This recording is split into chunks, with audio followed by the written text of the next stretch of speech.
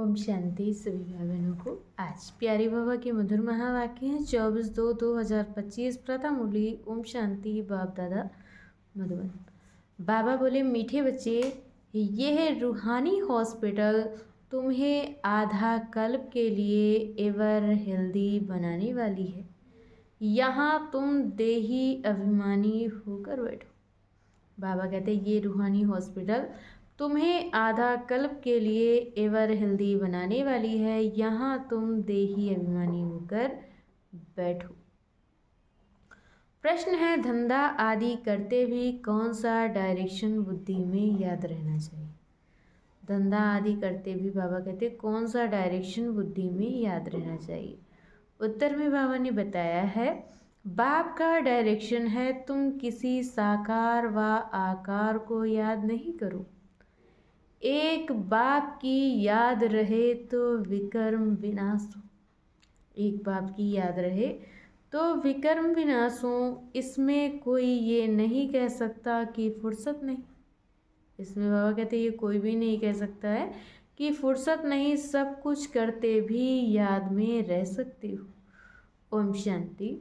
मीठे मीठे रूहानी बच्चों प्रति बाप का गुड मॉर्निंग। गुड मॉर्निंग के बाद बच्चों को कहा जाता है बाप को याद करो। गुड मॉर्निंग के बाद बच्चों को कहा जाता है बाप को याद करो। बुलाते भी हैं, हे पतित पावन आकर के पावन बनाओ। तो बाप पहले पहले ही कहते हैं रूहानी बाप को ही याद करो। रूहानी बाप तो सबका एक ही है। फादर को कभी सर्वव्यापी नहीं माना जाता है। फादर को कभी सर्वव्यापी नहीं माना जाता है। तो जितना हो सके बच्चे पहले पहले बाप को याद करो। कोई भी साकार व आकार को याद नहीं करो। बाबा कहते कि पहले पहले बाप को याद करो। कोई भी साकार व आकार को याद नहीं करो सिवाय एक बाप की। यह तो बिल्कुल सहज है ना। मनुष्य कहते हैं हम बिजी रहते हैं, फुर्सत नहीं, परंतु इसमें तो फुर्सत सदैव। परंतु बाबा कहते कि इसमें तो फुर्सत सदैव है। बाप युक्ति बतलाते हैं, ये भी जानते हो बाप को याद करने से ही हमारे पाप भस्म होंगे।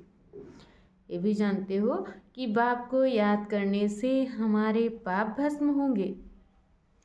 मुख्य बात है ये, धंधे आदि की कोई मना नहीं। बाबा कहते कि धंधे आदि की कोई मना नहीं है। वह सब करते हुए सिर्फ बाप को याद करो तो विकर्म विनाश हो। ये तो समझते हैं हम पतित हैं। साधु संत ऋषि मुनि आदि सब साधना करते हैं। साधना की जाती है भगवान से मिलने की। साधना तो की जाती है भगवान से मिलने की। सो जब तक उनका परिचय न हो तब तक तो मिल नहीं सकते। तुम जानते हो बाप का परिचय दुनिया में कोई को भी नहीं। बाप का परिचय तो दुनिया में कोई को भी नहीं है। देह का परिचय तो सबको है।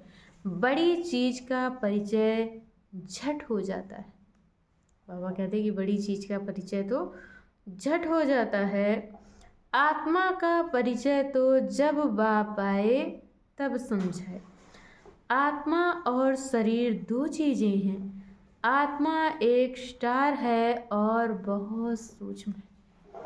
बाबा कहते हैं कि आत्मा एक स्टार है और बहुत सूक्ष्म है। उनको कोई देख नहीं सकते। तो यहाँ जब आकर बैठते हैं तो देही अभिमानी होकर बैठना। बाबा कहते जब यहाँ आकर बैठते हैं तो देही अभिमानी होकर बैठना है। और बाबा ने बताया है ये भी एक हॉस्पिटल है ना। आधा कल्प के लिए एवर हेल्दी होने की। आत्मा तो है अविनाशी, कभी विनाश नहीं होती। आत्मा तो है अविनाशी, कभी विनाश नहीं होती। आत्मा का ही सारा पाठ है। आत्मा कहती है मैं कभी विनाश को नहीं पाती हूँ। इतनी सब आत्माएं अविनाशी हैं, शरीर है विनाशी। इतनी सब आत्माएं विनाशी हैं, शरीर है विनाशी। अब तुम्हारी बुद्धि में ये बैठा हुआ है कि हम आत्मा अविनाशी हैं, हम 84 जन्म लेते हैं। हम आत्मा अविनाशी हैं, हम 84 जन्म लेते हैं। ये ड्रामा है, इसमें धर्म स्थापक कौन कौन कब आते हैं, कितने जन्म लेते हो, कौन कौन कब आते हैं, कितने जन्म लेते होंगे, यह तो जानते हो। 84 जन्म जो गाए जाते हैं जरूर किसी एक धर्म के होंगे। बाबा कहते जो 84 जन्म गाए जाते हैं जरूर किसी एक धर्म के होंगे, सभी के तो हो ना सके। सब धर्म इकट्ठे तो आते नहीं, हम दूसरों का हिसाब क्यों बैठ निकालें। सब धर्म इकट्ठे तो आते नहीं, तो बाबा कहते हम दूसरों का हिसाब क्यों बैठ निकालें। जानते हैं फलाने फलाने समय पर धर्म स्थापन करने आते हैं, उसकी फिर वृद्धि होती है। फलाने फलाने समय पर धर्म स्थापन करने आते हैं, उसकी फिर वृद्धि होती है। सब सतो प्रधान से तमो प्रधान होने ही हैं। बाबा कहते हैं सब सतो प्रधान से तमो प्रधान होने ही हैं।